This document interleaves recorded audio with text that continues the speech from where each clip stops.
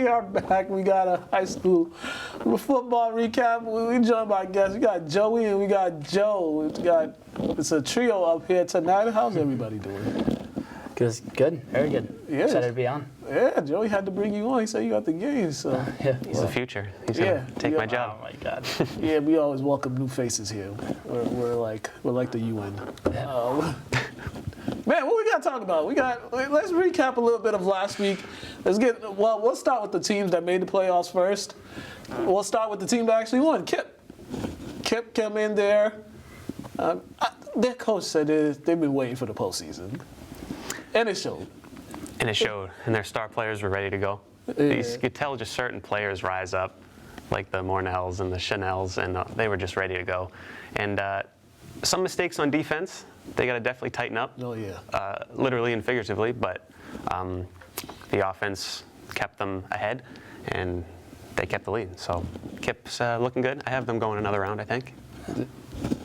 Yeah, and Coach Rabbit's done a tremendous job this year with them, and last year as well, going back to their Super Bowl appearance. And I think I talked to them a couple weeks ago, and they're excited for the playoffs, and they've kind of said unfinished business was kind of their thing going into the rest of this tournament. And they're excited to hopefully make another run at Gillette later this year. The thing with Kip, it's offensively they could keep up. They could play whatever style you want. If you want to grind it out game, they got the running backs and the quarterbacks they could just hand off and we'll do this. And then if you want explosive games, got probably the best receiver in the city, one of the best receivers in the city. You just throw the ball, he makes short passes into long gains.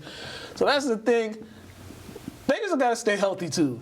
They got to stay healthy. I know the last two losses in the postseason, health really was a concern. Losing the quarterback one year, then the quarterback got injured again in the state title game and stuff like that. So you got to keep those guys upright. I wonder if Kip might try to slow down its offense maybe, just to keep it on the field longer. Mm-hmm. I wonder. I mean, I'm going to leave that to Coach Rabbit, who's obviously very good at what he does. So I'm curious to see what they do. Yeah, because this Carver team, from what I've seen, they put up a lot of points from what I've looked up. So. Yeah, I think it's going to be defensively. Is the thing that you guys mentioned is going to come down to what they can be able to do to see how that game goes. Obviously, offensively they can do what they want, but with that Carver offense and a number 2 team in the state for a reason in Division 8, so it's going to be a good one. You got to also take into account the drive. The drive. Traveling for a postseason game, it's the drive that really gets your energy low, and it takes a little bit. Sometimes it takes a little bit during the game for you to actually get into it and get to your old selves, because I don't know what Carver is, but it's far. And that's one thing as a student athlete, you don't like being in them long car rides for a while. Cause type it into your Google Maps and go, ooh, it's a little far. Yeah, if they're lucky, they can come off the bus in full pads though and look very intimidating. Yeah. Or school to give them Friday off so they could just make that trip on Thursday night. So they go over there, stay at a hotel and say, that's wishful thinking. Well, good luck to them though. St. Mary's, I was hoping they win this game because we would have got an epic matchup between St. Mary's and Salem this week. But we did not. They fell short, and they were down. So I was keeping up on Twitter. They were down 21-6. 3 seconds later, I look, they're up 22-21. Then I look again, they're down 40-21. I know I keep sounding like a broken record every week, but young players making big plays, it's such a good sign for St. Mary's. Yeah. The fact that in an atmosphere like that, they can come back at their age and take the lead on Spelman. So a great season for the Spartans, though, without a lot of their star players. So, and I think, like you said, the youth kind of showed in some of the games this season, right? Especially in that last game as well. But to the positive point, it brings so much for the future for St. Mary's and what they have going. I've obviously fell in the first round this year, but with that core group they showed this year, it's definitely for the future. Injuries too. My goodness, they were so rattled with injuries, and I believe Maxwell got hurt in this game. Maxwell Parent, I think he got hurt in this game and didn't finish out the game too. You had Ernie came back, but he wasn't 100%. And from the videos I saw, you could tell he wasn't 100% because there were runs that he would normally break for long touchdown runs. He was getting caught. Joe Maggs just got back. It was a lot, but they did do a lot with some of the stuff that happened to them over the season. They did accomplish a lot. So going off your point about injuries, even for the players who were active on Friday, even if the roster looked good, they weren't together all season. It's hard to gel in an atmosphere in a game like that when you haven't been practicing or playing in that game atmosphere. So lots to look forward to. And it's hard to beat a team twice in their house. In a few weeks. Yeah. That's a hard thing to do.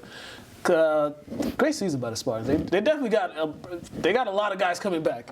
A lot of guys coming back for next year, but they still got 2 more games in this season. All right, let's go into our non-playoff games.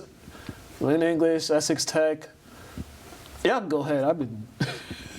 I bashed English enough. They won the game, but oh my gosh, 13 points. Lynn Tech and Lynn English.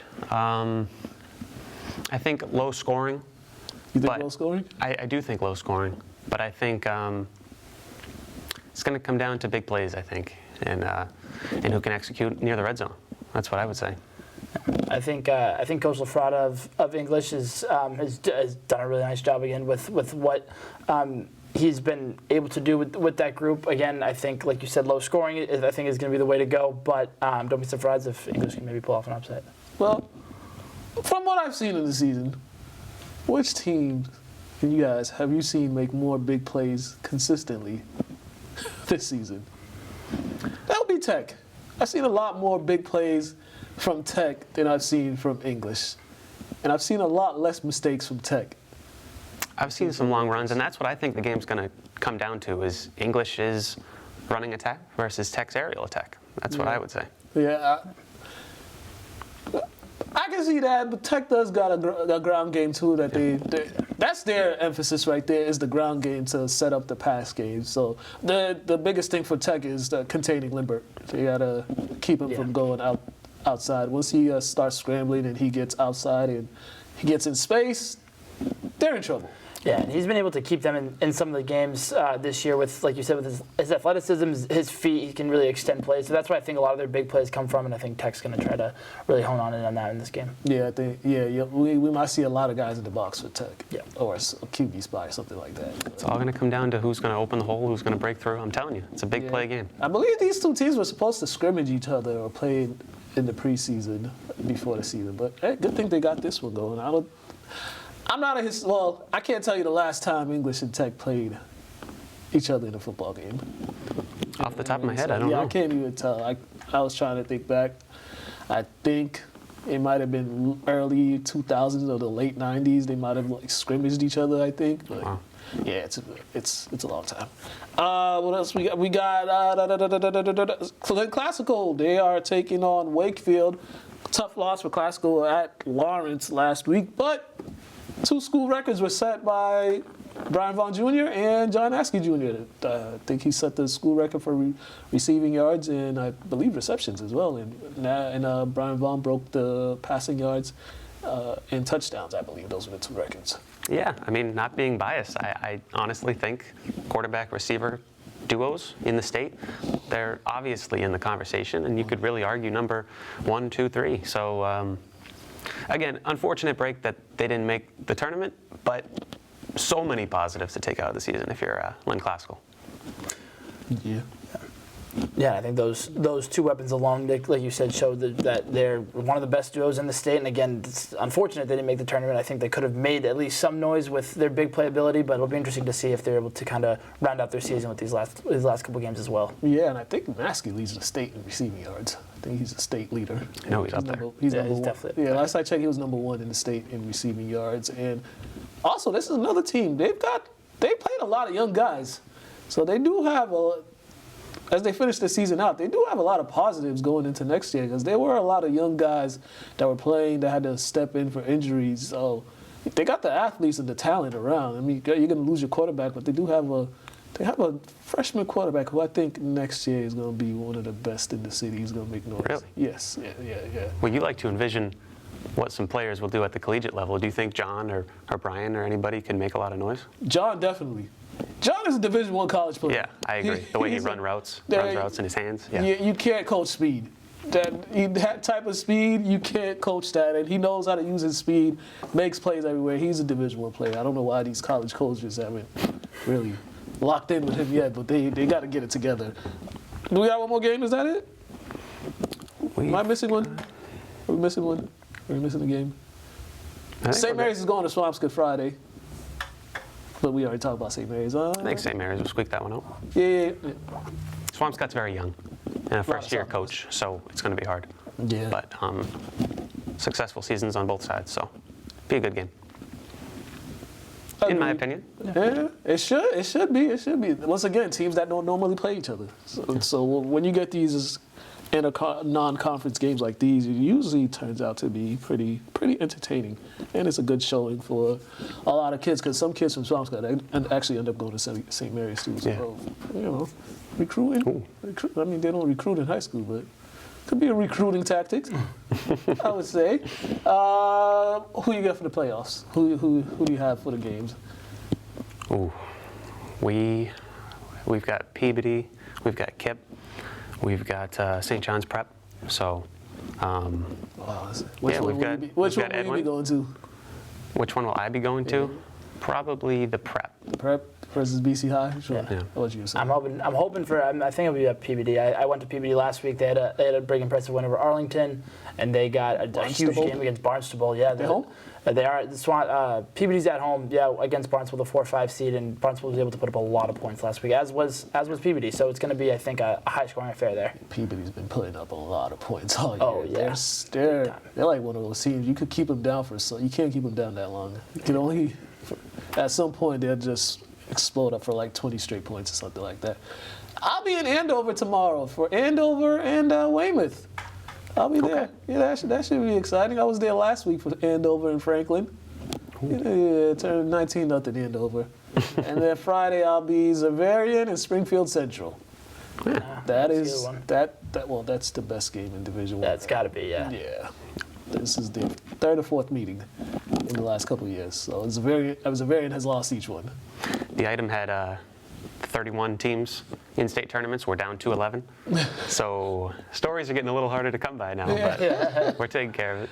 On the bright side, basketball season is only a couple weeks away, so Oh, yeah. Basketball season's coming right around. We're getting ready. Oh, yeah, I got to put up my first team for second team, third team. Go on Instagram. Go on my LCTV After the Whistle. Those will be up on Instagram actually later today.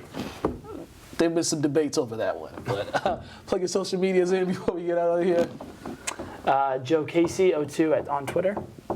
Yeah, Joey Barrett on Twitter or X. X. Everyone It's Twitter. I'm not. I'm not calling it X. Any new articles up? What do we got? Well, he goes to about a game a day and turns around some features. Yep. I'm doing the same thing, so itemlive.com. All right, soccer recaps already up there, and Oh, yeah. Got big St. John's Prep game tonight as well. The Division 1 soccer, so it should be exciting. all right. Make sure y'all check those out. Thank you, fellas, once again. Thank you. Thank you. Our time's kind of coming up, Joey, with these football recaps. We got only a couple more weeks to recap some football games. Yeah, we were scrambling a little bit there. Yeah. It's all Usually good. we've got like all 5 against teams that we know. Right. It's like Salem versus Have a Glasgow good or one, something. ladies and gentlemen. Yeah. It's